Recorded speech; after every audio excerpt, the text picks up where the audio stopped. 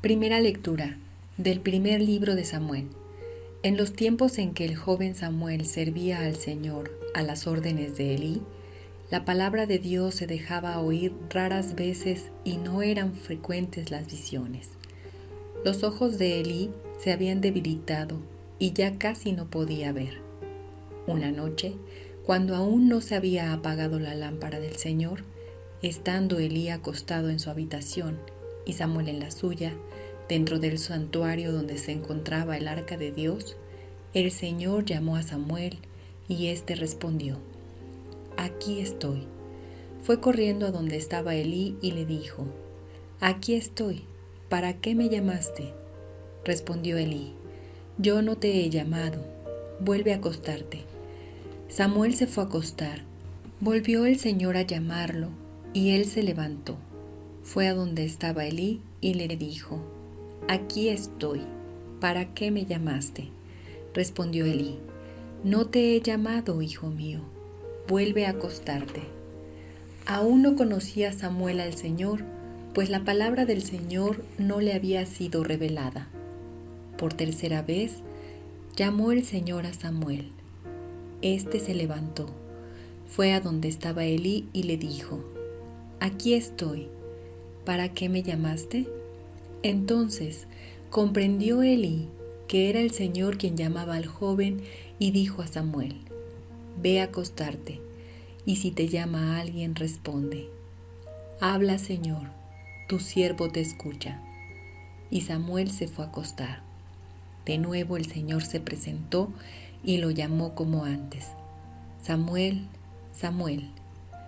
Este respondió: «Habla, Señor, tu siervo escucha».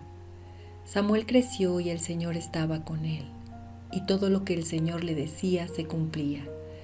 Todo Israel, desde la ciudad de Dan hasta la de Beerseba, supo que Samuel estaba acreditado como profeta del Señor. Palabra de Dios. Te alabamos, Señor. Salmo responsorial. Aquí estoy, Señor, para hacer tu voluntad. Esperé en el Señor con gran confianza. Él se inclinó hacia mí y escuchó mis plegarias. Dichoso el hombre que ha puesto su confianza en el Señor y no acude a los idólatras, que se extravían con engaños. Aquí estoy, Señor, para hacer tu voluntad. Sacrificios y ofrendas no quisiste, abriste en cambio mis oídos a tu voz. No exigiste holocaustos por la culpa, así que dije: aquí estoy. Aquí estoy, Señor, para hacer tu voluntad. En tus libros se me ordena hacer tu voluntad. Esto es, Señor, lo que deseo, tu ley en medio de mi corazón. Aquí estoy, Señor, para hacer tu voluntad. He anunciado tu justicia en la gran asamblea. No he cerrado mis labios, tú lo sabes, Señor. Aquí estoy, Señor, para hacer tu voluntad. El Señor esté con ustedes. Del Santo Evangelio según San Marcos.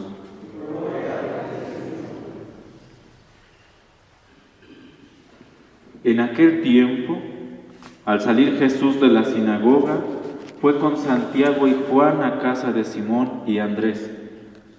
La suegra de Simón estaba en cama, con fiebre, y enseguida le avisaron a Jesús. Él se le acercó y tomándola de la mano, la levantó.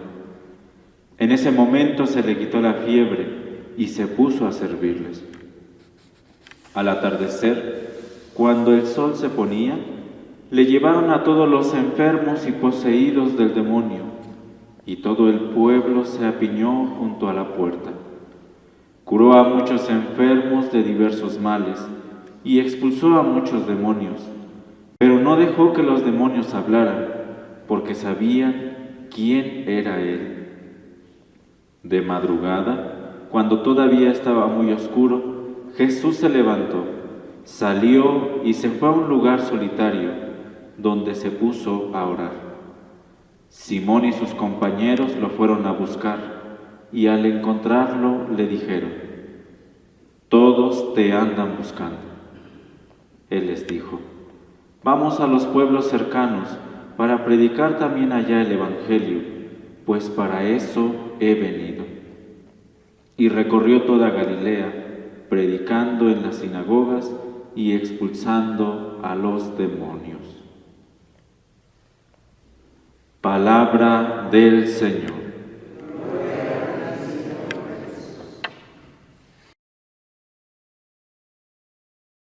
A continuación, escucharemos la homilía del señor obispo don Guillermo Ortiz Mondragón. El Evangelio de Marcos presenta como una característica lo que se conoce como el secreto de Jesús, porque Jesús no quiere que los demonios publiquen su nombre. El texto dice: no dejó que los demonios hablaran porque sabían quién era Él. Hablar de alguien significa, de alguna manera, tener control o dominio sobre él. Y esto no lo pueden hacer los demonios sobre Dios. Entonces, Él sigue predicando, curando a los enfermos, expulsando a los demonios. Esto es el ministerio de Jesús. Esto es lo que la Iglesia conoce como evangelizar. No solo anunciar la palabra, sino la acción de la caridad en favor del enfermo, del necesitado. Junto a estas acciones constantes está otra fundamental en Jesús. De madrugada, cuando todavía estaba muy oscuro, Jesús se levantó, salió y se fue a un lugar solitario donde se puso a orar. Esto es muy importante. Mantener la relación permanente con el Padre en este diálogo, en oración. El maligno puede engañarnos diciendo que ya sabe quién es Jesús y querer usurpar su autoridad. Así entra en nuestro espacio como el revelador. Jesús es cuidadoso de este principio, pues Él es el único que se conoce y conoce al Padre, y por tanto el único que puede hablar de Él mismo y del Padre. En los tiempos de Samuel, nos dice el texto que pues no se dejaba oír la palabra. El joven profeta no podía entender quién le hablaba. El sacerdote Elí, con paciencia, lo va educando en el conocimiento de esta palabra que viene de Dios. Discernir, distinguir de quién viene la palabra. Entonces, la Iglesia tiene la misión de evangelizar, que consiste en llevar el anuncio de Jesucristo de acuerdo al mandato que Él mismo le ha dado.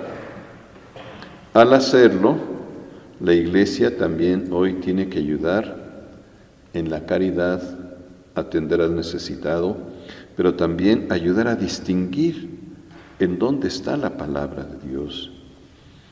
Hay muchas voces que resuenan en el mundo por diversos medios y en todos los ambientes. Algunas ayudan, otras confunden, unas más distorsionan la presencia del Señor.